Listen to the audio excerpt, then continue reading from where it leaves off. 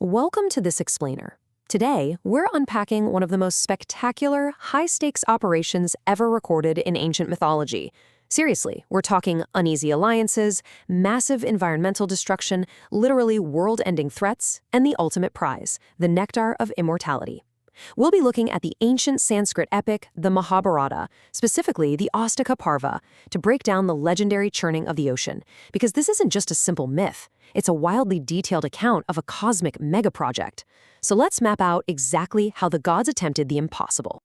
To really wrap our heads around the scale of what we're looking at today, we have to start with the core motivation. Let me ask you, what would you risk to achieve immortality? Because for the ancient gods, the celestials, the answer was absolutely everything.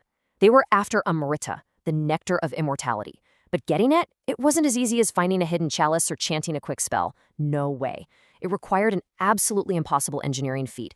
They literally had to churn the world's ocean like a giant pot of milk, and to pull that off, they needed a tool of unimaginable proportions.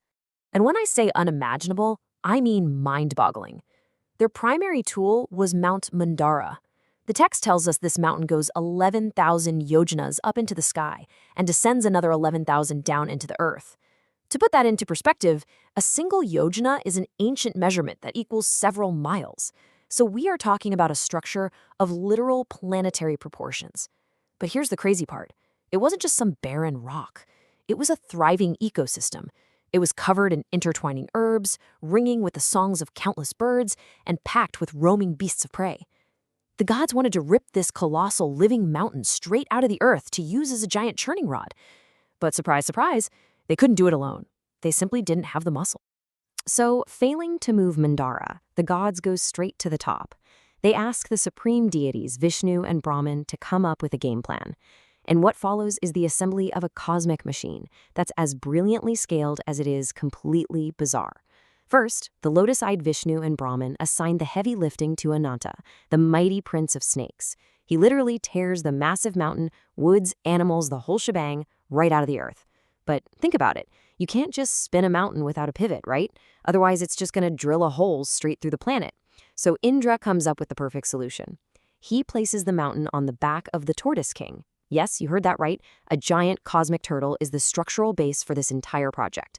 Then, to actually spin the thing, they take Vasuki, another colossal serpent, and wrap him around the mountain to use as a giant cord. Okay, the machine is built. Now they just need a location. They haul this massive apparatus over to the shore and announce they're going to churn the waters. But here's where it gets interesting. The ocean isn't just a passive puddle of water. It's an active stakeholder. The environment itself demands a cut. The ocean agrees to put up with the prodigious agitation of this massive spinning mountain, but on one strict condition. It says, "I shall not go without a share of it." So with the contract negotiated and the terms set, the actual heavy labor has to begin. And this is where the labor force is deployed, turning into a literal tug of war. Remember, the gods couldn't operate this massive machine on their own.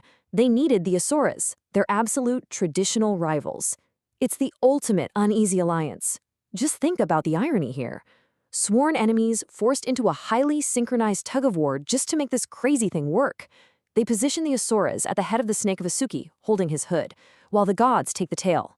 Meanwhile, Ananta, the snake who uprooted the mountain, stands by to rhythmically raise and lower Vasuki's hood to keep the momentum going.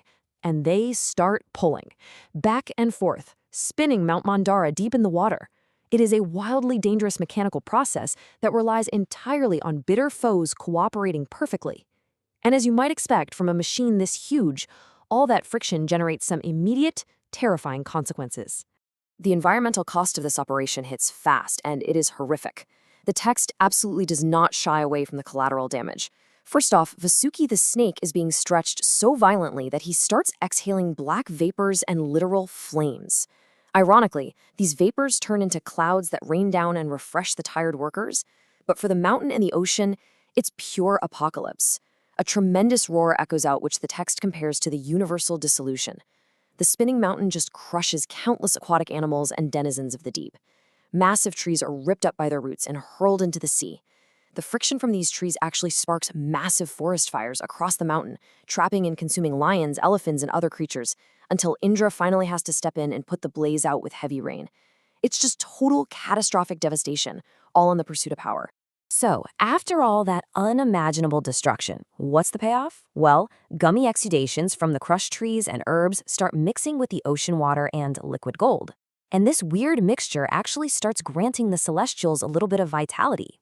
Slowly but surely, the immense churning process literally turns the milky water of the ocean into clarified butter. It's an incredible visual, right? An entire ocean transformed into butter. It has to be the most destructive, high-stakes butter recipe in all of human history. But there's a massive catch. As the text explicitly states, the nectar did not appear. Despite an apocalyptic level of effort and completely transforming the ocean, the ultimate prize is just nowhere to be found. And this brings the whole mega project to a grinding halt. The gods hit an absolute wall.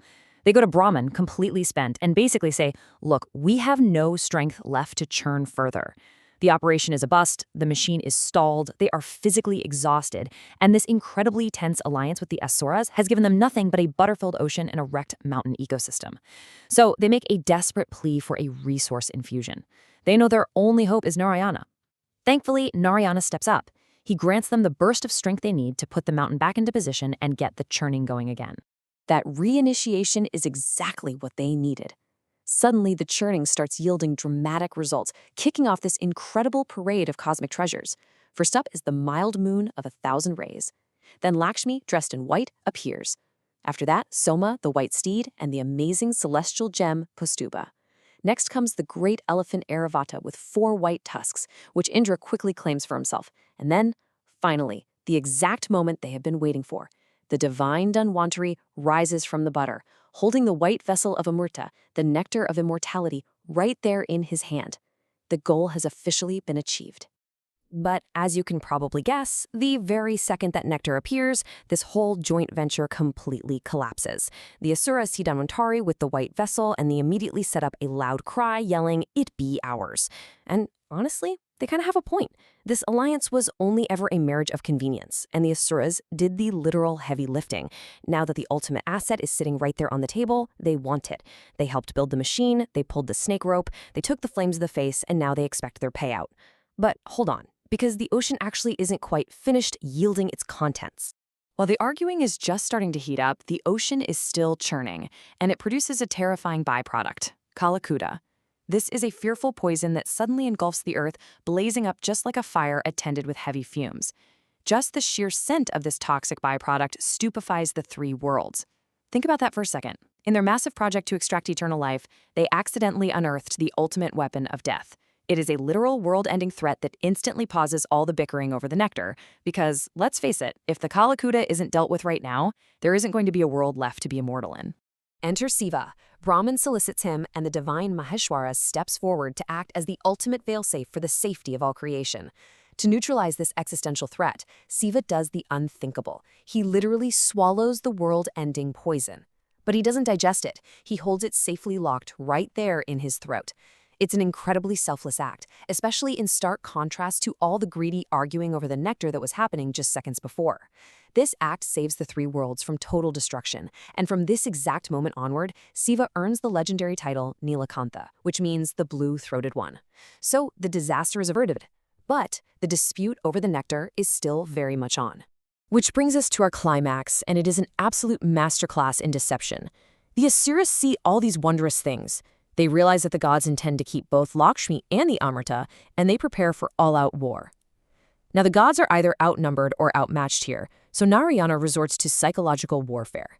He calls upon his Maya, his elusive power. He shapeshifts into an incredibly enticing, bewitching female form and approaches the 2 Navas in Daityas, the very same Asuras they've been working with this whole time. Charmed by this exquisite beauty and grace, the Asuras just completely lose their minds. They lose all reason. In a state of total distraction, they unanimously hand the vessel of nectar directly to the sky's Narayana. The gods don't win through superior strength or a better tug-of-war strategy. They win through a highly calculated, devastating illusion. So let's look at the final balance sheet for this cosmic mega-project. To get their hands on the nectar of immortality, the gods had to uproot and destroy a thriving living mountain. They crushed countless innocent aquatic lives, literally set the ocean on fire, accidentally awakened a world-ending poison, and ultimately had to rely on absolute deception to cheat their own business partners out of the reward. It really begs the question, if ultimate power and immortality require such massive destruction and betrayal, what is the true cost of ambition?